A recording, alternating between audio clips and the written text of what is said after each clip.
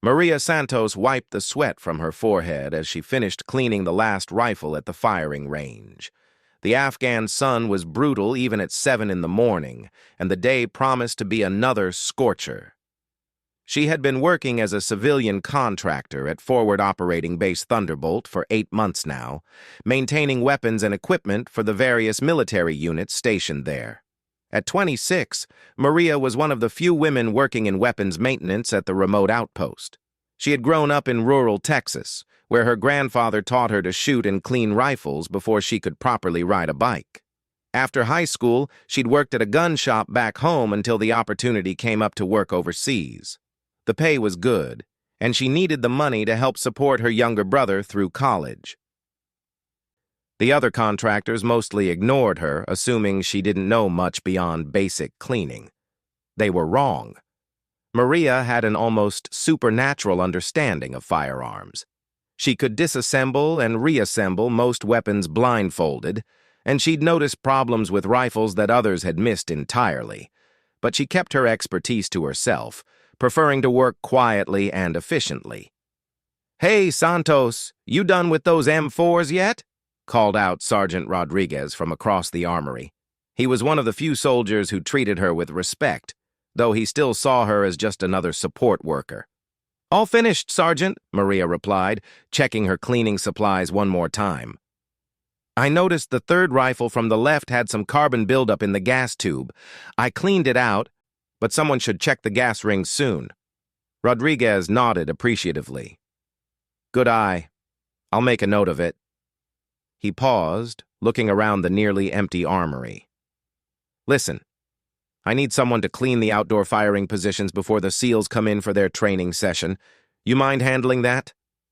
Maria shrugged. "No problem." She gathered her supplies and headed outside to the firing range. The base had 3 outdoor firing positions with concrete barriers and sandbag reinforcements. It wasn't glamorous work, but she took pride in keeping everything spotless. Clean weapons and clean firing positions meant better accuracy and fewer malfunctions. As she worked, Maria couldn't help but notice the stunning view beyond the firing range. The base sat on a plateau overlooking a valley dotted with small villages. The mountains in the distance were beautiful and forbidding at the same time. It was hard to believe that such a peaceful-looking landscape could hide so much danger. She was scrubbing down the center firing position when she heard vehicles approaching. 3 black SUVs pulled up to the range, and a group of Navy SEALs climbed out. Maria had seen SEALs around the base before, but had never worked directly with them. They moved with a quiet confidence that was unmistakable.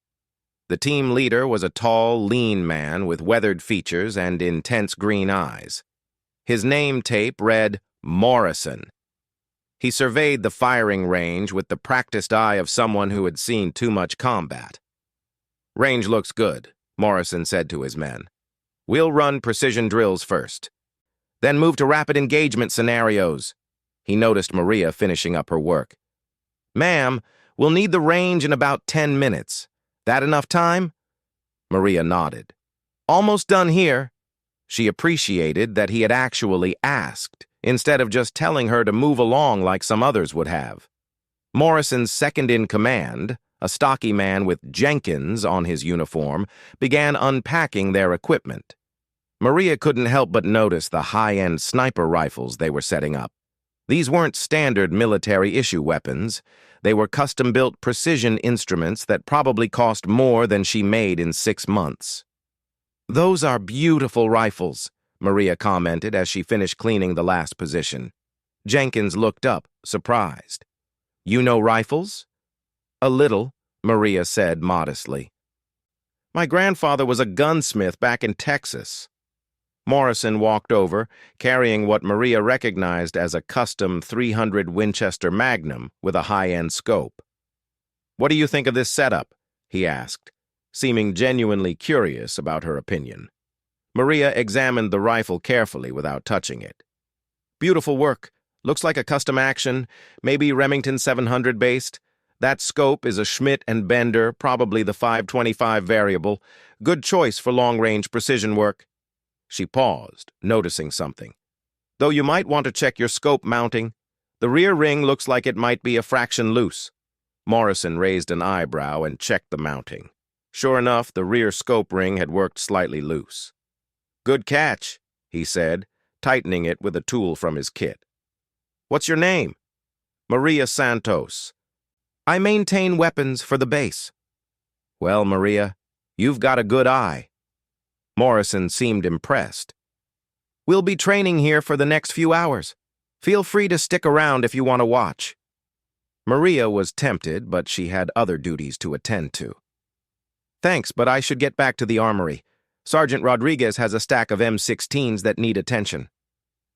As she gathered her supplies, Maria heard Morrison brief his team.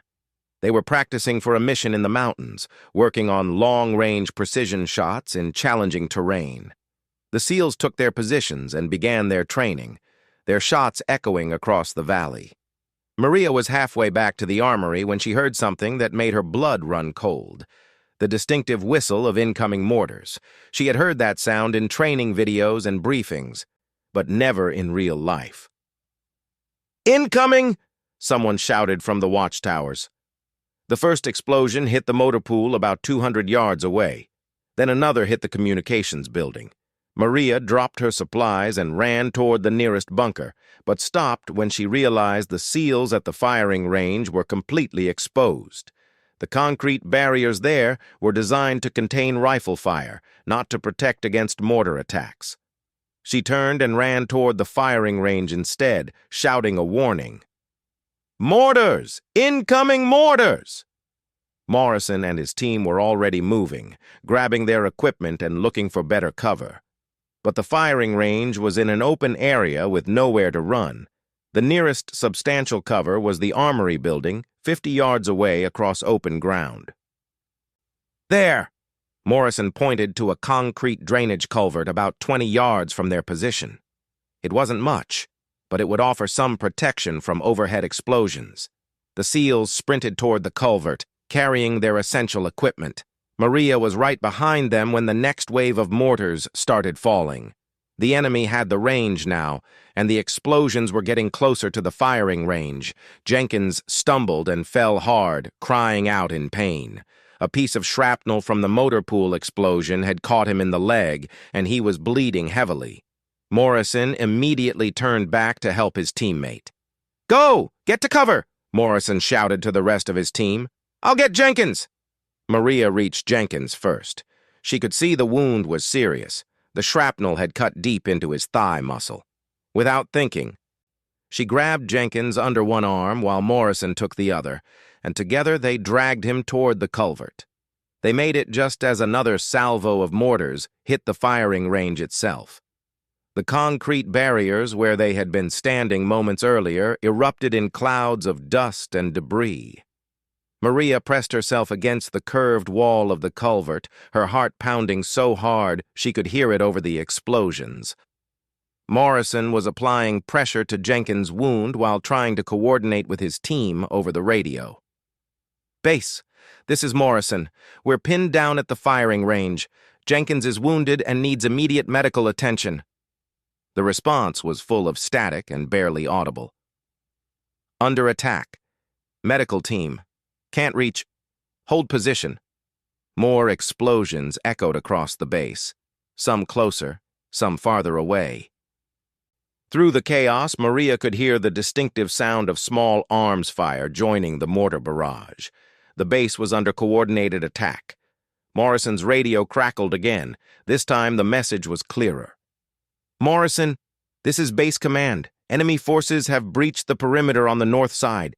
Estimate 30 to 40 hostiles with mortars and automatic weapons. All units engage and repel. Medical is unavailable. They're treating casualties at the command bunker." Jenkins was getting pale from blood loss, despite Morrison's first aid efforts. Maria looked at the wound and made a quick decision. She pulled off her belt and handed it to Morrison. "Use this as a tourniquet above the wound. I learned some medical training in high school." Morrison nodded gratefully and applied the improvised tourniquet. The bleeding slowed, but didn't stop completely. Jenkins needed proper medical attention, and soon. "Sir," one of Morrison's men called from the other end of the culvert, "I can see muzzle flashes in the village, multiple positions on the hillside overlooking the base." Morrison crawled to where his teammate was positioned and looked through his binoculars. "I count at least 6 different firing positions. They've got the high ground and good cover behind those stone walls." Maria knew the layout of the base better than anyone after 8 months of working there. She also knew the terrain around it from her daily walks when off duty. "The drainage system connects to a maintenance tunnel that leads back toward the armory," she said quietly. "We could get Jenkins back there for medical attention. And the tunnel has access points that might give you better firing positions." Morrison considered this. The current position offered protection from mortars, but no tactical advantage. They were pinned down with a wounded teammate and limited ammunition.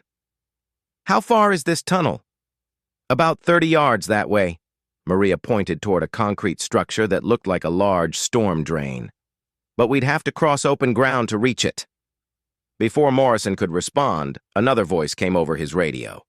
This one was urgent and filled with static. "All units, be advised. Enemy forces are advancing on the main compound. We have wounded at multiple locations and are unable to provide immediate support to units outside the main defensive perimeter." Morrison looked at his team, then at Jenkins, who was fighting to stay conscious. They were on their own, with a wounded teammate, limited ammunition, and an enemy force that had the advantage of higher ground and prepared positions. "Santos," Morrison said, using her last name for the first time, "how well do you know those maintenance tunnels?" "Better than anyone," Maria replied honestly. "I've had to crawl through most of them fixing ventilation and electrical issues. There are access points all around the base, including some that would give you sight lines to those enemy positions." Morrison made his decision. "Jenkins, can you move?" His wounded teammate nodded weakly. "I can make it if you help me." "All right. Santos, you lead us to that tunnel. Stay low and move fast." Morrison shouldered his custom sniper rifle and helped Jenkins to his feet. Maria took a deep breath and prepared to leave the relative safety of the culvert. She had signed up to maintain weapons, not to crawl through combat zones with Navy SEALs. But Jenkins needed help, and she was the only one who knew the way through the maze of maintenance tunnels beneath the base. The mortars had stopped for the moment, but the sound of small arms fire was getting closer. Maria could hear orders being shouted in a language she didn't recognize. The enemy was advancing, and time was running out. She looked at Morrison, who gave her a nod of encouragement despite the grim situation. "Ready when you are, Santos." Maria checked the open ground between their position and the tunnel entrance. 30 yards had never looked so far, but there was no other choice. Jenkins was getting weaker by the minute, and staying put meant they would eventually be overrun when the enemy forces reached their position. "On 3, Morrison whispered. 1, 2, 3. Maria sprinted across the open ground toward the tunnel entrance, with Morrison and his team carrying Jenkins right behind her. The sound of their boots on the concrete seemed impossibly loud, but no enemy fire came their way. Either they hadn't been spotted, or the attackers were focused on other targets. They reached the tunnel entrance just as another wave of mortars began falling on the base. Maria pulled open the heavy metal grate and gestured for the SEALs to follow her into the darkness below. The tunnel was cramped and poorly lit, but it offered protection from the chaos above. As they made their way through the tunnel, Maria couldn't help but wonder what she had gotten herself into. 20 minutes ago, her biggest concern had been finishing her cleaning duties before lunch. Now she was crawling through maintenance tunnels with Navy SEALs while the base was under attack. Behind her, she could hear Morrison coordinating with his team and checking on Jenkins. Despite the desperate situation, the SEALs moved with calm professionalism. Maria found their confidence reassuring, even as explosions continued to echo through the tunnel walls above them. The tunnel branched ahead, and Maria stopped to get her bearings. In the dim light filtering down from ventilation grates, She could see that Jenkins was still losing blood despite the tourniquet. They needed to get him to safety soon, but they also needed to find a way to help defend the base. Morrison crawled up beside her. "Which way to the armory?" "Left tunnel leads to the armory and medical station. Right tunnel has access points near the perimeter where you could get shots at those hillside positions." Maria looked back at Jenkins, who was being supported by two of his teammates. "He needs medical attention now." "Agreed. But we also can't let those enemy positions pin down the entire base." Morrison made another quick decision. "Thompson, Williams, take Jenkins to the medical station. Santos, show them the way. Rodriguez and I will take the right tunnel and see if we can disrupt those enemy positions." Maria started to object. Rodriguez was Morrison's communications specialist, not a sniper. But before she could say anything, Rodriguez spoke up. "Sir, my shoulder's been acting up since that training accident last month. I can spot for you, but I don't think I can make precision shots at that distance." Morrison cursed under his breath. Long-range precision shooting required a steady hand and perfect timing. An injured shoulder could throw off shots by several feet at the distances they would be engaging. "I can shoot," Maria said quietly. Everyone stopped and stared at her. Morrison's expression was skeptical. "Santos, this isn't target practice. We're talking about precision shots at moving targets under combat conditions." "I know." Maria met his gaze steadily. "My grandfather trained me on long-range shooting from the time I was 12. I've been shooting competitively since high school. I can make the shots." Morrison studied her face for a long moment. In the distance, more explosions shook the base. Time was running out, and he needed a second rifle. "What's your longest successful shot?" 800 yards in competition, but I've practiced out to 1,000. Maria knew those enemy positions were probably 600 to 700 yards away, well within her capability if Morrison's equipment was as good as it looked. Morrison made his decision. Combat sometimes required trust in unexpected people. "Thompson, Williams, get Jenkins to medical. Rodriguez, help them and then coordinate with base command. Santos," he shouldered his custom rifle. "Let's see what you can do."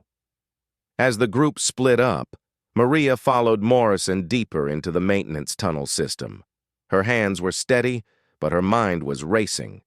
She was about to engage in combat with one of the most elite military units in the world, using equipment she had only dreamed of touching.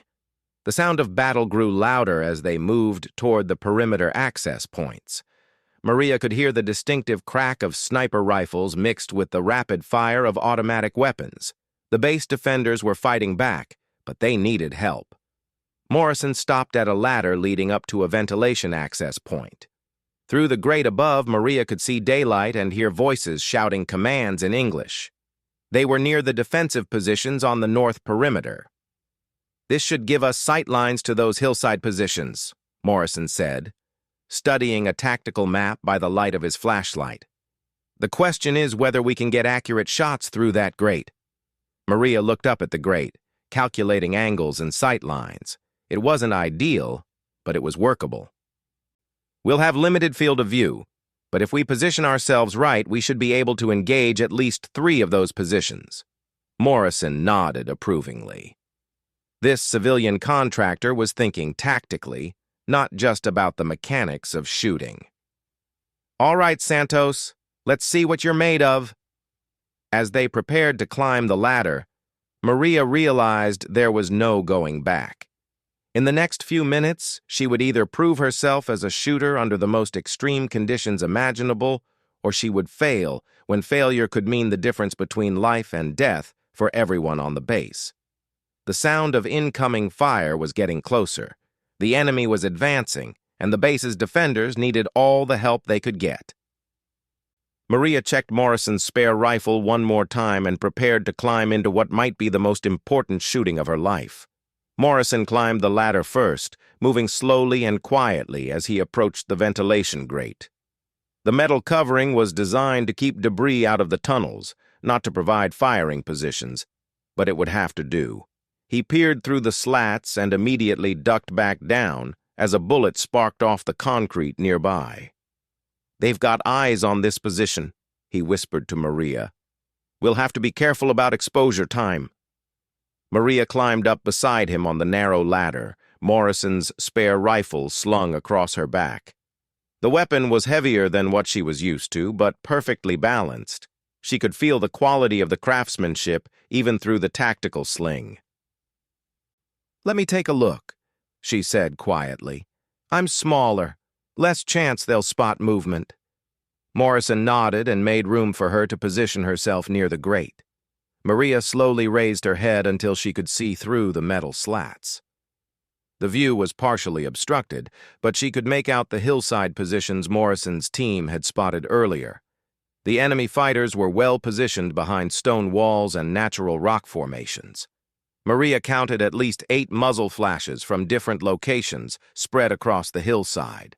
They were about 600 yards away, a challenging but manageable shot with the right equipment.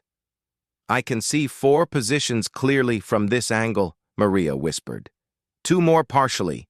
The range is about 600 yards, maybe 650 to the furthest positions." "Wind?" Morrison asked. He was thinking like a sniper now, considering all the variables that would affect long-range accuracy. Maria watched the way dust was moving near the enemy positions. Light crosswind from the east, maybe 5 to 8 miles per hour. Not enough to seriously affect the trajectory at this range. Morrison was impressed, despite the circumstances. Maria was thinking about all the right factors for precision shooting. "What about the grate? Will the slats interfere with your shots?" "Some. I'll have to time the shots carefully and pick angles where the metal won't deflect the bullets." Maria studied the geometry of the opening. "The 3rd position from the left looks like the best target. Clear line of sight, and the fighter there has been firing regularly, so I can predict his pattern. All right, I'll take the position on the far right. It's partially concealed, but I can get an angle on it." Morrison unslung his rifle and checked the scope settings. "We coordinate our shots, take out the most active shooters first, then reposition before they can locate us." Maria carefully positioned herself with the borrowed rifle. The weapon felt different from her competition guns back home, heavier and with a more complex scope system. But the fundamentals of shooting remained the same: proper breathing, steady position, smooth trigger control. Through the scope, she could see her target clearly. An enemy fighter was positioned behind a low stone wall, firing at the base's defensive positions with an automatic rifle. He would fire a burst, then duck down for cover, then rise and fire again. The pattern was predictable. "Target acquired," Maria whispered. "Male fighter behind the stone wall, approximately 620 yards. Roger, I'm on the fighter in the rocks to the right. On my mark." Morrison settled into his shooting position. 3, 2, 1, mark! Both rifles fired simultaneously. The distinctive crack of high-powered rifles echoed through the ventilation shaft. Maria's target jerked and fell backward behind the stone wall. Morrison's target also dropped from view. "2 down," Morrison said grimly. "Now we move. They'll be looking for us." The pair quickly climbed down the ladder and moved through the tunnel to another access point 50 yards away. Maria's heart was pounding, but her hands remained steady. She had just taken her first shot in combat, and the reality of it was both terrifying and surreal. "You did good," Morrison said as they moved through the tunnel. "Clean shot, right on target." Maria nodded, not trusting herself to speak. She had trained for precision shooting her entire life, but training targets didn't shoot back. Training targets weren't trying to kill her friends and fellow soldiers. They reached another ventilation access point, this one with a slightly different angle on the hillside positions. Morrison climbed up first and surveyed the situation. "They're definitely looking for us now. See the way they're scanning the base perimeter? But they haven't figured out we're shooting from below ground level." Maria climbed up beside him and looked through the scope of her borrowed rifle. The remaining enemy fighters had shifted positions slightly, but they were still there, still shooting at the base defenders. still preventing medical teams from reaching wounded soldiers. "I can see 3 more targets from here," Maria reported, "but the angles are trickier with this great positioning." Before Morrison could respond, his radio crackled with an urgent message. "Morrison, this is Thompson. Jenkins is stabilized but still critical. Medical says he needs immediate evacuation to the main hospital in Kabul, but we can't get a medevac helicopter in with those mortars still active." Morrison pressed his radio button. "Copy that. Are you still at the medical station?" "Affirmative. Rodriguez is with base command coordinating the defense. They're holding positions, but barely. The enemy has brought up heavy weapons, and our ammunition is running low." Maria listened to the radio traffic while keeping watch on the hillside positions.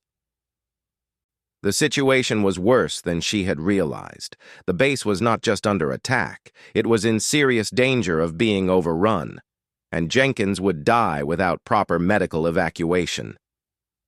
"Thompson, what's the status on those mortar positions?" Morrison asked. "Unknown. Base command thinks they're mobile, moving between prepared positions in the valley. Every time our counter-battery fire gets close, they relocate." Morrison studied his tactical map again. "If we can eliminate enough of the hillside shooters, it might give our forces a chance to advance and locate those mortar positions." Maria had been thinking the same thing. The hillside fighters were providing overwatch and suppression fire for the mortar teams. Take them out, and the base defenders might be able to break out of their defensive positions. "I count 4 more active shooters," Maria said, studying the hillside through her scope. "But from this position, I can only get clear shots on 2 of them." "Same here. We need to move again, get multiple angles." Morrison considered their options. "Problem is, every time we move, we risk exposure, and sooner or later they're going to figure out our game." As if to emphasize his point, a burst of automatic rifle fire stitched across the ground above their current position. Dirt and debris fell through the grate as the enemy fighters began targeting suspected sniper positions around the base perimeter. "They're getting close," Maria observed, "but they're still guessing about our location." Morrison made a decision. "We hit them hard and fast from multiple positions. Take out as many as possible before they can adapt." He pointed to locations on his map. "There are 3 more access points that should give us shots at different parts of the hillside. We move quickly between them, engage targets, then reposition." "What about the risk of exposure?" Maria asked. "If they spot us moving between positions?" "It's a risk we have to take. Jenkins dies without evacuation, and the base falls if we can't break up their coordinated fire." Morrison's expression was grim but determined. "Besides, you're shooting like a pro. I'd rather have you covering my movement than most snipers I've worked with." The compliment meant more to Maria than she expected. Morrison was a Navy SEAL with years of combat experience. His approval wasn't given lightly. They spent the next 30 minutes moving between access points and engaging targets. Maria's shooting was precise and deadly. Each shot found its mark, eliminating enemy fighters who had been pinning down the base defenders. Morrison was equally effective, using his years of experience to pick the most tactically important targets. But the enemy was adapting too. After losing 6 fighters to sniper fire, they began moving more carefully and using better concealment. Some positions fell silent entirely, making it impossible to locate the shooters. "They're learning," Morrison said as they reached the 4th access point. "Professional fighters, not just local militia." Maria peered through her scope at the hillside. The remaining enemy positions were much harder to spot now. "I can see movement behind that boulder cluster, but no clear shots." Morrison's radio crackled again. This time, it was Rodriguez from base command. "Morrison, we've got a problem. Drone surveillance shows a second wave of enemy fighters moving up the valley. Estimate 20 additional hostiles with heavy weapons. ETA 10 minutes. The situation had just gone from difficult to desperate. The base was already barely holding against the current attack. A second wave with heavy weapons would overwhelm the defenders completely. "Rodriguez, What's our ammunition status? Morrison asked. Critical. Most units are down to their last magazines. We've been fighting for over an hour. Maria felt a chill of fear run down her spine. She had perhaps 20 rounds left for the rifle Morrison had given her. If they couldn't break up the enemy attack soon, ammunition wouldn't matter anyway. Sir, Maria said quietly, I might have an idea about those mortar positions. Morrison looked at her with interest. I'm listening. I've been watching the pattern of explosions. The mortars are coming from 3 different directions, but they're coordinated. That suggests central command and control. Maria pointed to a ridgeline behind the main hillside positions. If they're professionals, they'll have an observation post on high ground where they can direct both the mortars and the rifle fire. Morrison studied the ridgeline through his binoculars. I don't see anything. Look for something that doesn't belong. Modern communications equipment, maybe a small antenna or solar panel. Maria had read about enemy tactics in the briefings all base personnel received. Morrison scanned more carefully. There, behind those rocks near the peak. I can just make out what looks like a small antenna. If we can take out their command post, it might disrupt the coordination between the mortars and the rifle positions, Maria suggested. Morrison considered this.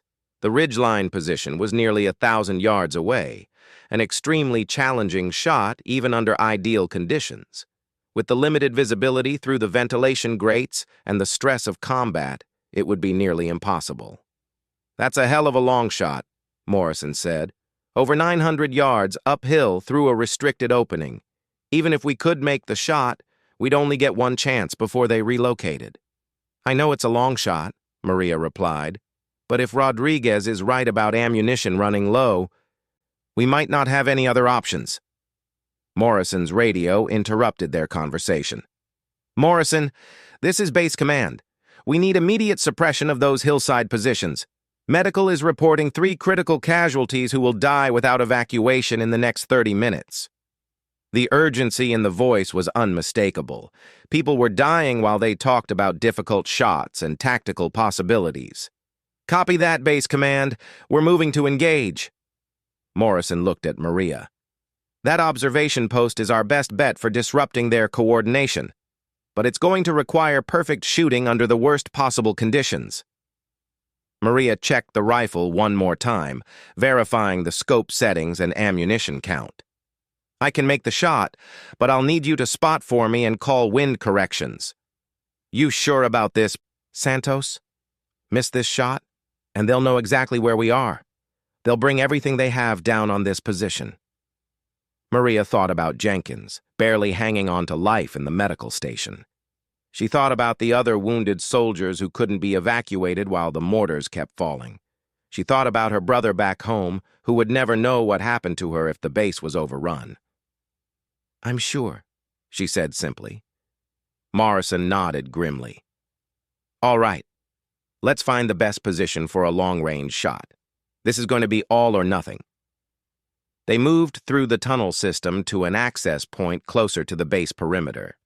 The position offered a more direct line of sight to the ridge line, but it also exposed them to more risk of detection. As they climbed toward the ventilation grate, Maria could hear the sound of incoming helicopters in the distance, but before she could feel relief, Morrison's radio delivered devastating news. All units, be advised. Medical evacuation helicopters are being turned back due to heavy ground fire. Repeat, medevac is unable to reach the base while enemy fire continues. Jenkins and the other wounded soldiers were running out of time. Maria settled into position behind the rifle and began calculating the shot to the observation post. At over 900 yards, she would have to account for bullet drop, wind drift, and the uphill angle, all while shooting through a partially obstructed opening under combat stress. Through the scope, she could just make out the target area behind the rocks on the ridgeline. Morrison was right. It was barely visible, and she would only get one chance. Range 940 yards, Morrison said, reading from his laser rangefinder. Wind is variable, but I'm seeing 8 to 10 miles per hour from the east. Uphill angle approximately 15 degrees. Maria adjusted her scope and settled into the most stable shooting position she could manage on the narrow ladder. The target was barely visible through the scope, more of a shadow behind the rocks than a clear target. "Take your time," Morrison said quietly. "Control your breathing. Wait for the wind to settle." Maria focused on the fundamentals her grandfather had taught her years ago. Steady position, proper breathing, smooth trigger control. The chaos of battle faded away as she concentrated on the shot. Through the scope, she could see a brief glint of metal behind the rocks. Communications equipment. Just as she had suspected. The target was there, but it was small and partially concealed. "Wind is dropping," Morrison reported. "Now would be good." Maria took a deep breath, let half of it out, and gently squeezed the trigger.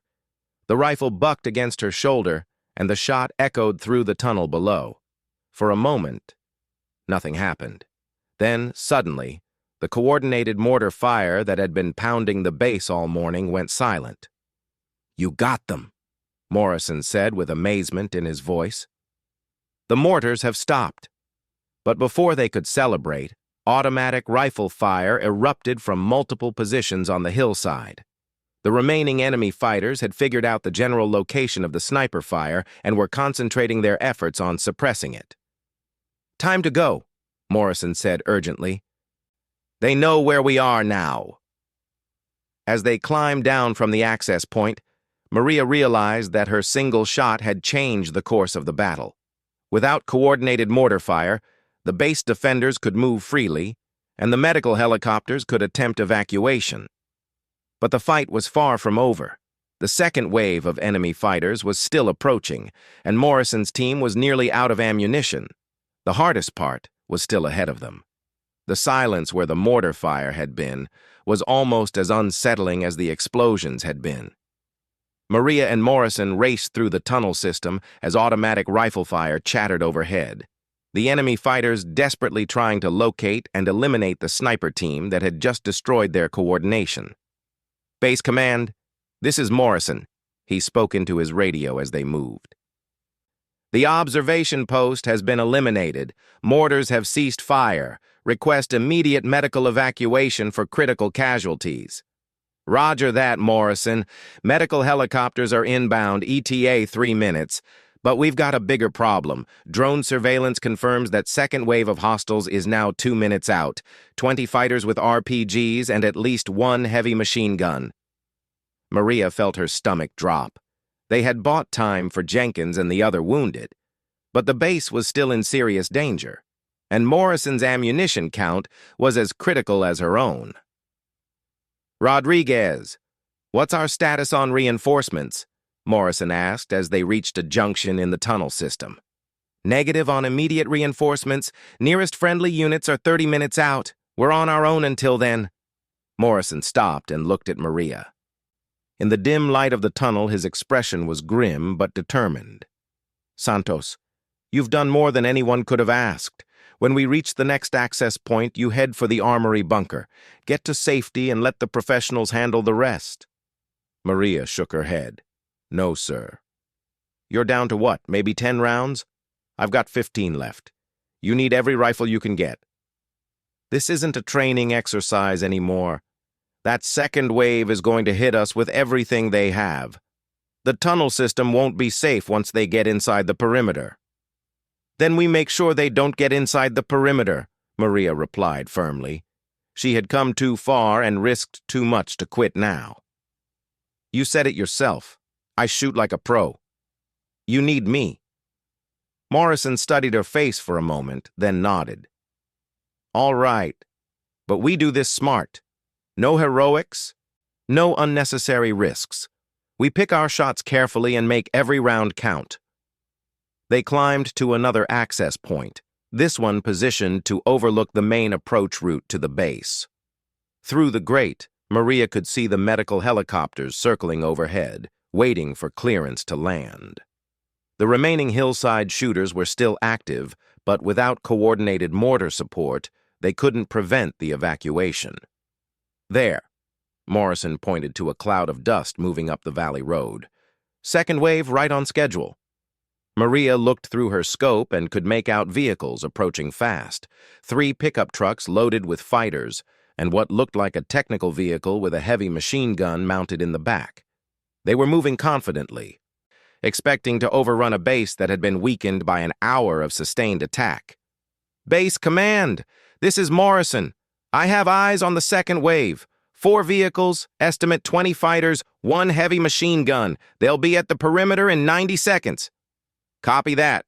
All defensive positions prepare to engage. We've got 1 Javelin missile left and about 200 rounds of small arms ammunition across all positions." Morrison turned to Maria. "Here's the situation. That heavy machine gun can tear apart our defensive positions if it gets set up. The pickup trucks are full of fighters with automatic weapons and RPGs. We need to disrupt their attack before they can establish fire superiority." Maria understood. Traditional defensive positions worked when you had plenty of ammunition and time to wear down an enemy. But with critically low ammunition, they needed to break up the enemy attack before it could develop. "What's the plan?" she asked. "We target the technical first, take out that machine gun, and their whole attack plan falls apart. Then we pick off anyone trying to establish firing positions." Morrison checked his rifle one more time. "Range will be about 400 yards when they reach optimal position." Maria nodded. 400 yards was well within her capability, even under these conditions. "I'll take the machine gunner. You target the driver." "Negative. I'll take the machine gunner. That's a priority target, and I have more combat experience." Morrison's tone was firm but not dismissive. "You target the driver of the lead pickup. Stop the vehicle, and you'll create confusion and delay their advance." As they waited for the vehicles to reach optimal range, Maria's radio crackled with a message from Thompson. "Morrison, medical evacuation is in progress. Jenkins is being loaded onto the first helicopter now. He's stable and should make it to Kabul." Relief flooded through Maria. Whatever happened next, at least Jenkins would survive. The risks they had taken and the shots they had made had achieved something important. "Copy that. Good news." Morrison watched the approaching vehicles through his scope. 30 seconds to optimal range. Maria settled into her shooting position and focused on the lead pickup truck. Through the scope, she could see the driver clearly, a bearded man in military fatigues focused on the road ahead. He had no idea he was about to drive into the crosshairs of 2 American snipers. 20 seconds, Morrison said quietly. "Remember, we fire simultaneously on my mark. After the shots, we immediately reposition to the backup access point." Maria controlled her breathing and placed her crosshairs on the driver's center mass. The vehicle was bouncing slightly on the rough road, but the movement was predictable. She had trained on moving targets before, though never in combat. 10 seconds. Target the driver when I give the mark." Morrison's voice was calm and professional, as if he were back on a training range instead of fighting for his life. Maria watched the vehicles approach through her scope. The technical with the machine gun was slightly behind the lead pickup, exactly as Morrison had predicted. Both vehicles were packed with enemy fighters, weapons ready for the assault on the base. 5 seconds. Steady. Mark. Both rifles fired at exactly the same moment. Maria's shot struck the driver of the lead pickup exactly where she had aimed. The man jerked forward, and the vehicle immediately swerved off the road and rolled over, throwing fighters and equipment in all directions. Morrison's shot was equally precise. The machine gunner in the technical vehicle dropped immediately, and the heavy weapon fell silent before it could fire a single round. "2 down! Move!" Morrison shouted. They quickly climbed down and raced through the tunnel to their backup position 50 yards away. Behind them, they could hear shouting and confusion as the enemy tried to reorganize their attack. When they reached the backup access point, Maria could see that their shots had created exactly the disruption Morrison had hoped for. The lead vehicle was upside down in a ditch with several fighters trapped underneath. The technical vehicle had stopped completely, and the remaining fighters were taking cover behind it while trying to figure out what had happened. Base command. This is Morrison. Lead vehicles are disabled. Enemy is dismounting and taking cover approximately 350 yards from the perimeter. Roger that. We can see them from our positions. Good shooting. But the enemy fighters were professionals. Within minutes, they had reorganized and begun a coordinated advance toward the base perimeter. Without vehicles, they moved more slowly, but they were also harder targets. They're spreading out, Maria observed through her scope, making themselves harder to target. Morrison was calculating angles and distances. We can get shots on maybe 6 of them from this position, but once we fire, they'll locate us and concentrate their fire here. How many rounds do you have left? Maria asked. 8. You? 12. Maria did quick mental math. 20 rounds against approximately 15 enemy fighters who were now alert and taking cover. The odds were not encouraging. Morrison's radio crackled with another update from base command. Morrison, be advised. Enemy reinforcements have been spotted in the village. Unknown number, but they're mobilizing. We need to end this engagement quickly. The situation was getting worse by the minute. Even if they could deal with the current attackers, more were coming, and the base defenders were almost out of ammunition. Santos, Morrison said quietly, I want you to listen carefully. When I give the word, you head for the armory bunker. There's no shame in falling back when the odds are impossible. Maria looked at him steadily. With respect, sir, the odds were impossible when we started this morning. I'm not leaving now. Morrison might have argued, but at that moment, the enemy fighters made their move. 3 of them broke cover and sprinted toward the base perimeter, while the rest provided covering fire. The attack on the base's final defensive line had begun. All defensive positions engage, came the command over Morrison's radio. The sound of gunfire erupted from multiple positions around the base perimeter, but Maria could tell from the volume that the defenders had very little ammunition left. Each shot had to count, and there wasn't much room for error. Target the fighters in the open, Morrison ordered. Take them down before they can reach the perimeter wire. Maria focused on the closest runner, a fighter carrying what looked like an RPG launcher. If he reached the defensive positions with that weapon, he could destroy the remaining strong points with a single shot. She led the target slightly, accounting for his movement, and squeezed the trigger. The fighter stumbled and fell, the RPG launcher spinning away from his hands. Morrison took down another runner with an equally precise shot. The third fighter dove for cover behind a boulder, pinned down but still dangerous. Good shooting, Morrison said, but they're learning. See how they're using cover now? The remaining enemy fighters were indeed adapting. Instead of direct assault, they were using fire and movement tactics, advancing by bounds, while others provided suppressive fire. It was professional military technique, and it was working. Base command, how's our ammunition holding out? Morrison asked into his radio. Critical. Most positions are down to single digits. We need to end this soon or we'll be fighting with empty weapons. Maria was down to 8 rounds herself. Every shot had to count now. Through her scope, she could see the enemy fighters getting closer to the perimeter wire. Once they reached it, the engagement would become close-quarters combat, where the defenders' training advantage would be minimized. Morrison, I have an idea, Maria said suddenly. What if we don't try to stop all of them? What if we just stop their leadership? Morrison looked at her with interest. Explain. I've been watching their movement. There's one fighter directing the others.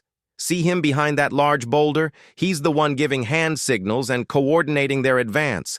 Take him out, and the rest might lose coordination. Morrison studied the target through his binoculars. I see him. Good eye. But it's a difficult shot. Partially concealed, about 420 yards. I can make it, Maria said confidently. But once I fire, they'll know exactly where we are. You'll need to be ready to engage any targets that try to flank us. Morrison considered the tactical situation. They were down to their last few rounds. The base defenders were almost out of ammunition, and enemy reinforcements were on the way. A precision shot to disrupt enemy leadership might be their only chance. "Take the shot," he decided. "I'll cover you." Maria positioned herself carefully and focused on the target. The enemy leader was partially concealed behind a boulder, but she could see enough of his torso to aim for center mass. The range was challenging but manageable. She controlled her breathing and waited for the right moment. The target was moving slightly as he coordinated his fighters, but his pattern was predictable. Maria timed her shot for when he would be most exposed. The rifle bucked against her shoulder, and she immediately shifted to locate other targets. Through her scope, she could see that the enemy leader had fallen. Almost immediately, the coordinated advance began to falter as the remaining fighters looked around for orders that weren't coming. "Target down," Morrison confirmed, "and look at the effect on their coordination. They're hesitating." The enemy fighters were indeed confused. Without clear leadership, their advance slowed and became disorganized. Some took cover and stayed put, while others continued moving forward without support. "Base Command, this is Morrison. Enemy leadership has been eliminated. Their advance is losing coordination." "Roger that. We can see the confusion from our positions. Good work." But the enemy fighters were still professional soldiers, and they began to reorganize on their own. Within minutes, a new leader emerged and began coordinating a renewed advance. "They're adapting again," Maria observed. "New leader, behind the overturned vehicle." Morrison checked his ammunition count. 4 rounds left. "You?" 5. Maria felt the weight of those numbers. 9 rounds between 2 rifles, against at least 10 remaining enemy fighters, who were now very close to the base perimeter. "Morrison, this is Rodriguez." The radio crackled with urgent information. "I'm at base command, and we've got good news and bad news. Good news. Friendly reinforcements are 15 minutes out, helicopter gunships included. Bad news. That village reinforcement we spotted is moving out. At least 20 more fighters heading this way." Morrison closed his eyes for a moment, calculating the tactical situation. 15 minutes for reinforcements, but 20 more enemy fighters on the way, and the current group was about to reach the defensive perimeter. "Santos," he said quietly, "it's time for you to fall back to the bunker. The professionals can hold for 15 minutes if we're lucky." Maria shook her head. "Sir, with respect, I don't think the defensive positions can hold for 15 minutes. They're almost out of ammunition, and there are too many attackers." She was right, and Morrison knew it. The base defenders had fought brilliantly, but they were at the end of their capability. In a few minutes, the surviving attackers would reach the perimeter wire, and the fight would become desperate close-quarters combat. "Then what do you suggest?" Morrison asked. Maria had been thinking about this problem for the last few minutes. "We've been playing defense all morning. What if we go on the offensive?" Morrison stared at her. "Offensive? With 5 rounds of ammunition each? Not a frontal assault. But we could get behind them, catch them between our fire and the defensive positions. They're so focused on the base, they're not watching their rear." It was an incredibly risky plan. The tunnel system did extend outside the base perimeter in a few locations, but using those exits would put them in the open with no cover and no retreat route. "Santos, that's not just dangerous. It's probably suicide. We'd be completely exposed, outnumbered 10-1 with almost no ammunition." "Yes, sir. But if we don't do something, the base falls anyway. At least this way, we go down fighting and maybe buy enough time for reinforcements to arrive."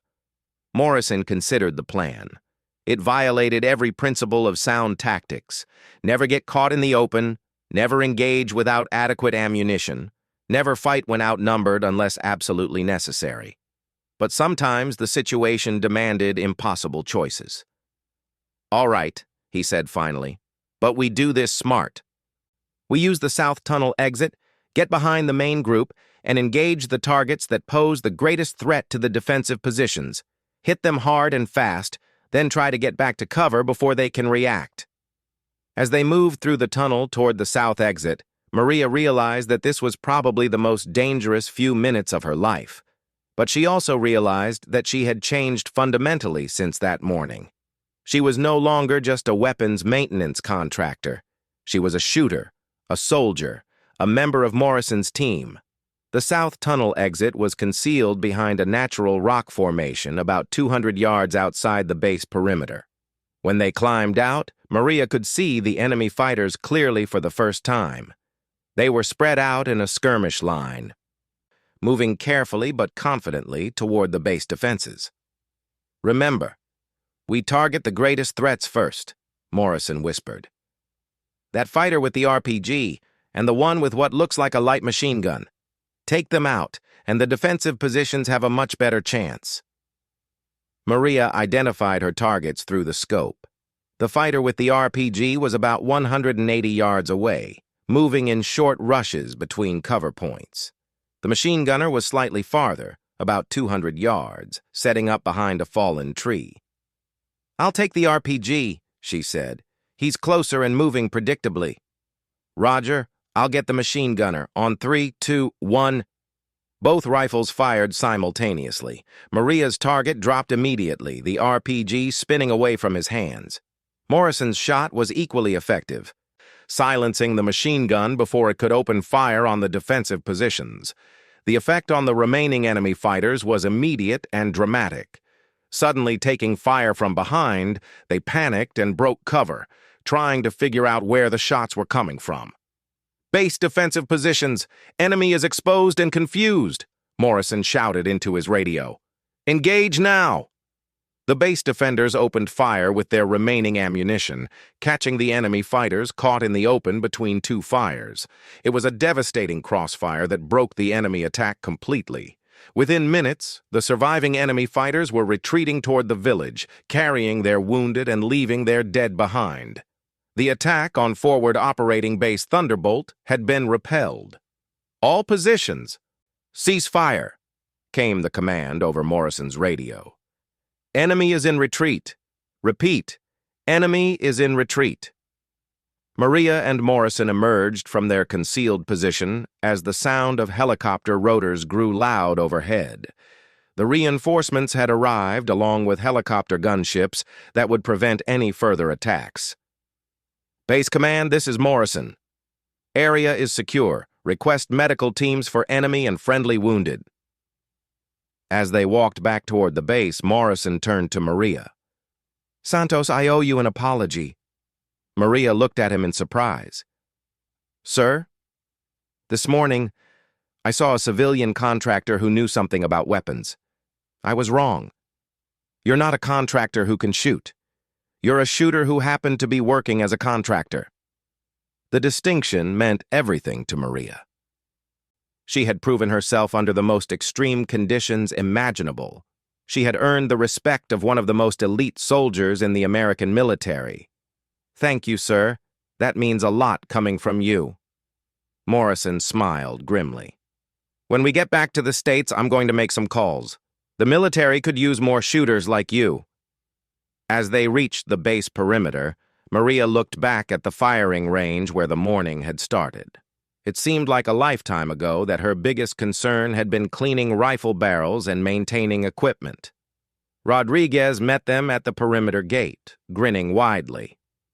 "Heard you two had quite a morning. Base Command wants to debrief you both, and there's probably going to be some paperwork for medals." Maria shook her head. "I was just doing my job." "No," Morrison said firmly. "You went way beyond your job. You saved Jenkins' life, disrupted the enemy attack, and helped save this base. That's not maintenance work. That's combat excellence." As medical teams tended to the wounded and cleanup crews began assessing the damage, Maria realized that her life had changed forever. She would never again be just a weapons maintenance contractor.